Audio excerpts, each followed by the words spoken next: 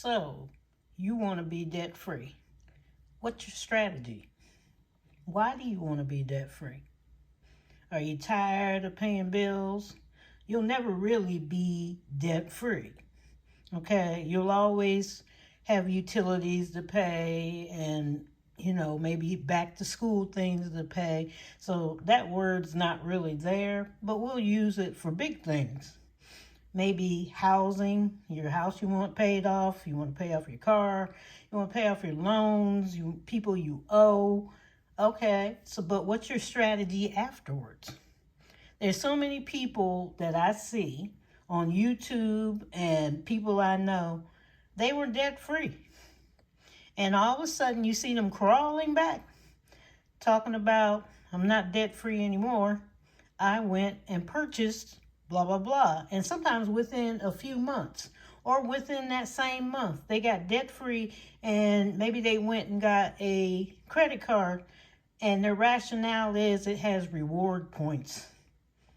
Okay, travel points. So I need to get this card. And then you start running the card up. I have a friend, they had some type of promotion. I don't know what bank it was. Somebody else probably remembers. I'm not with that bank. And they went and got a credit card. And it says, if you put $200 on this credit card, we'll pay you $100. I'm like, yeah, but you're $200 in debt. So that 100 just disappeared. Or there was another one that had like, you do 300, we'll give you 200. Either way, you put yourself back in debt. That's what they wanted you to do. And you're still there. You're back.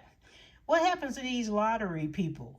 Have you seen the little shows and snippets, about people that win the lottery and they lose it all? Okay? It's gone. They start handing it out, or their friends, I'm having trouble, give me this, or their family members, and they never pay it back. Or they start these businesses they know nothing about, they haven't researched, they go bust. Their friends try to sue them. They're just a backlog of trouble, things going on. They had like Marie Holmes, who won the Mega Millions, and her family is saying, oh, you stole those numbers from your mom. Where her mom got the numbers and gave it to her and was glad that she won. But she had a whole heap of trouble. Her boyfriend was in prison, and she bailed him out over $21 million in and out. And then, I don't know if he's still back in there. I don't know if he got out. But anyway, while he was in prison, he sued her because she sold the gifts that she had bought him. And so he sued her for that. She was sued by her pastor of her church because she had said she'd give this amount. It wasn't enough what she gave, and he sued her for more money. So all types of problems were happening. There's other ones, they have died from the lottery money. And mostly because you don't have a strategy after you get a large amount of money. Okay? Even when you're debt free. You're free of your debts. So that means more income's coming in. It's not coming out of your check. And you start spending. Oh, let's go get that car now. Let's get that house now. Instead of kind of sitting on it and figuring out what is the strategy. Because one thing about it, a lot of people get bored. You've been pushing and pushing to be debt free. I've been debt free. And it's like you've been pushing and pushing, and then when you're done, it's like you let out a sigh of relief, and your mind goes, well, what can I get now that I'm debt free? I got this extra money. Let's go out to eat. Let's go to the movie. Let's take a trip. Let's do this. A lot of debt free people go on vacation. Okay, like they did manual labor at a prison camp or something. Okay, we're going on vacation. We're going to do that big vacation, and the big vacation just cost them $7,000 or more. and they're at the vacation with their little bikinis on and pictures that are supposed to last a lifetime, okay? And they get back and then they start spending on other things. Oh, you need a new truck. Oh, let's soup up that truck. Let's do this. Oh, I need a sports car, you know. How about a condo down in Whoville? Who knows what they get? It's just, they just keep rolling. And then next thing you know, a lot of them are back on YouTube going, I'm in debt again.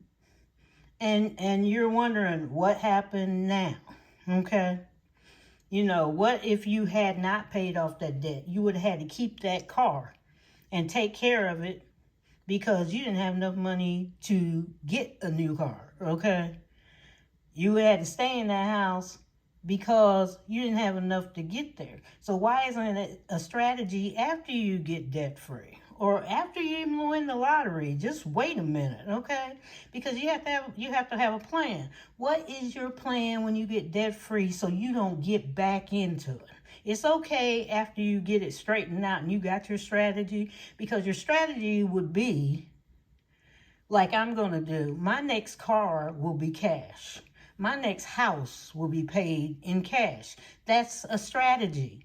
I'm telling myself, you're not getting in this big old horse debt, okay? You're not going to do it. We're not doing this anymore. I'd already started the strategy. When I said I'm not doing this anymore, it was a signal to everybody, I'm done. Can't do it. It's ridiculous. I'm not sure I understand. So what are you going to do to be debt-free? And that's Siri on my watch talking. What are you going to do to be debt-free? You got to write it down. You got to think of a strategy of what's going on. Now, my strategy, because this is just empty. If you are floundering and you have no reason, you have to have a reason all the time to get something once you're debt-free. You got to have a reason, a real reason. It may be a want, okay, but are you able to pay for the want in cash? That's what you got to do. Am I able to pay for it in cash? Yes, you may use your credit card, but are you able to pay that debt off at the end of the month? If that's the way I'm going to do it with me. If I'm not able to pay it off at the end of the month, I don't need it right now unless it's a need. Okay, so, I will be cash stuffing probably the rest of my life. People have to understand, when you got in debt, you're a debt addict. You're a spend addict. Money flew out the door and you don't know where it is. You look at your bank account and you're just sitting there talking about, we got $5 left in the bank. But you went out there and bought that new car, and it's sitting in the driveway, and you're trying to figure out, how are we going to put gas in the new car? So you have to have a strategy, a game plan. It's not like Monopoly where you're going to sit there and roll the dice and go, okay, we rolled the dice, we landed on this, and here we are. No, make a plan. Make it now, early. When I get done with this, I'm not going to be bored. I'm going to do this to continue to build wealth. And to build wealth is not money-wise sometimes. Sometimes it's your net worth. Okay? You can be a millionaire in your net worth without the cash. I always think of net worth as, if I passed away, how much is left that could be sold, or what's left that I'm leaving the kids? That's net worth to me. And then I know what my net worth is now. What if I was gone now? What's left? Okay, so I'm continuing to build wealth in different things. Okay, so you have to think of that. So my strategy at the end, when I'm debt free, continue the wealth building.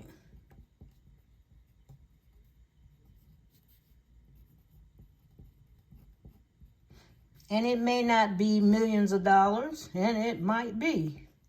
But continue the wealth building. Okay?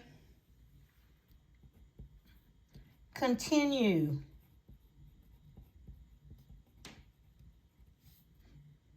cash stuffing,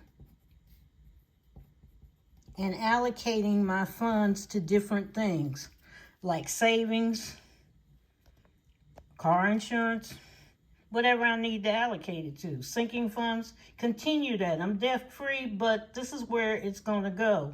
Okay? Continue to allocate money to myself, my fun, my self-care, and the kids and family.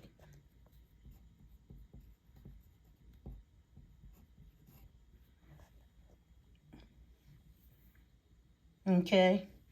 Continue to invest my portfolio. That's what I'm doing now. My portfolio is getting bigger and bigger. Okay? And continue to live on a small amount. I can live on a small amount and still do what I want to do.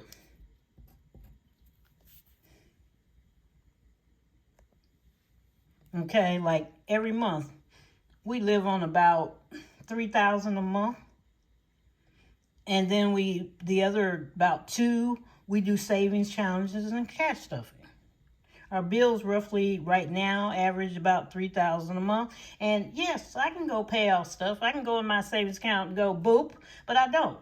You know, the kids have a trust fund that was set up with my husband's life insurance. Can't go in there. Yes, I'm over it, but I refuse to go in there and get that money. That was for them when they become 30 years old, with stipulations. Okay? I put things in places in my savings account where I can't just walk in there and get it out without incurring a penalty. I did that on purpose. Like, we're not going over here and pulling this money out. We're living off of this, and that keeps me and everybody else in check. I got this much. This is as far as I'm going to go. Boom. You know, if you're trying to borrow from me, it's not working. Go borrow somewhere else. Not doing it. So you have to have this game plan. It's the debt-free game plan, if you want to call it. Call it, put your name on it. Cash Bear Mama game plan. Put your name on it. Put your handle on it. You know, JoJo's game plan. This is what I'm going to do for the rest of my life. Okay? And I'm going to always take stock of my net worth. What am I leaving? If I were to walk out of here and write down my net worth, what is it that I'm leaving? I'm leaving an insurance policy. How much is it worth? How much is in all these accounts that we have? Are you keeping track of your accounts? You got to have some type of game plan or it's all going to disappear. You're going to walk out there and you're going to start spending. I'm going to the casino. Boom. There may go $5,000 right there. You're debt free, right? Oh, I'm fine. I can do this. Oh, let's go out to eat. We never been at that restaurant. Oh, let's stop at McDonald's. Let's stop at Wendy's. Let's stop at White Castles. Let's stop over here. Oh, they got a new restaurant up there called the 55. Let's go over there. Yeah, it's going to be $5,500 out of your bank account before you know it. I need a new car. I never had a new car. And then all of a sudden, other things are going to happen that shouldn't happen. Car needs maintenance. House needs maintenance. Let's go get it. Let's go get out of this apartment right now. Let's get a more lavish apartment. Okay? Then the interest rate starts rising, and the landlord starts raising your rent. You have to have a game plan to do it. You know, are you able to, even if you're renting, are you able to pay for a year? Say, here's your money for a year. Put final payment to whatever year, to this year, 1 year payment. Here's all your payment. Don't come back. You know, this is it. If inflation goes up, no, I want it in writing on the contract. I just paid you for a year. You know, do some strategy thinking. What am I going to do? So you don't come back and go, I messed up. Like I said, lottery winners do this all the time. I said, if I won the big lottery, yes, I do little small lotteries, but if I won the big lottery, you know what I would do? Sit on it. I'd sit on it the whole year till tax time. Because you know what? They tax you when it comes out. Okay? Whatever you win, they give you that big number, and then once you get whatever you're going to get and it's in your bank account, part of it's already taxed. Whatever it is taxed. So you came down already. Then next year, you got to think, next year they're going to add whatever you made that year, if you made anything, plus that, and you're in a higher income tax bracket, and they're going to tax you again. I used to look at the lottery shows, and I kept wondering, one person here won $1 million, okay? I know they taxed it. But I kept wondering, why you won $1 million, why are you looking at a $150,000 home? I'm thinking, okay, didn't they tax it the first time? And they did. And I'm sitting there going, what happened? They taxed it again the next year. But these people knew. And they were going for, we only had like 350,000 left. And so they were going for what they could afford, the $150,000 home, and they sat on the rest. They just sat on it because they said, this is it. We don't have any more money. Just pretend we don't have any money. Let's not go crazy. But that's why the taxes were eating them up. There was another lottery winner that went from Kentucky to Florida, and they just went wild, bought all this stuff. I don't know if you saw it. And they wound up being everything taken away from them.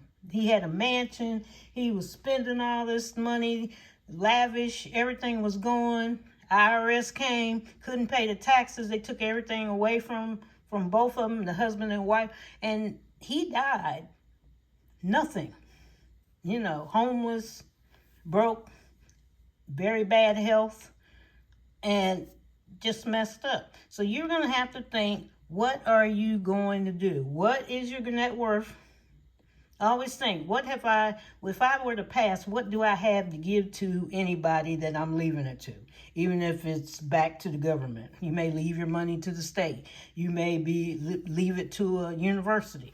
What do you have that they can sell? What amount is that money? Also, if you're debt-free, you got to have a game plan, because you're going to come out and you're going to start, I have nothing to spend, and I'm going to you may actually go get some more credit cards, and I'm going to take care of them. I'm going to use it for emergency only. And funny that emergency card turns into a tyrant. Okay? Maybe your credit score even went up, so you're ready to roll. Okay? You're just gone. So figure out what you're going to do. I've already figured out what I'm doing. I'm doing wealth building when I get finished. I'm going to continue cash stuffing. Okay? Myself, kids, and family are first. I will be taking care, making sure everything's all right. If something to happen to me, they just go straight for it. Everything's in check. I will continue investing, which I am. Yesterday, I invested in gold. Okay? Gotta diversify the portfolio, okay? Living on a small amount, I will always do. I'm used to it. And also do my net worth. I got net worth. No, I'm not networking with anybody right now. Net worth, okay? Millionaires, they don't spend a lot unless they're kind of, I've noticed that some of the new ones will go wacko, showing off and whatever.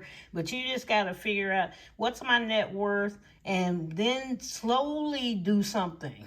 See if you can pay cash for that car. See if you can pay cash for that house. Still cash stuff.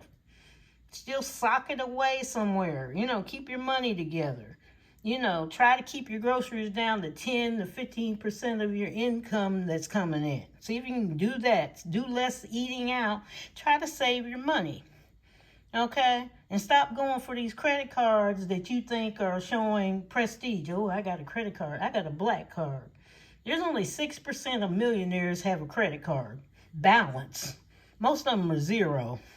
6%. The other 94, no, they don't even have a card, or they just got it sitting there. 6% of the millionaires have a balance or a credit card. They usually pay cash for their cars. And that's what we need to follow. Pay attention to what you're doing. Pay attention to what are you going to do after all this is done. Are you going to take the big trip and spend a whole lot of money? Are you going to do the big house and spend a bunch of money? Figure out your strategy so that you are able to do those things and not deplete your self-worth. Okay?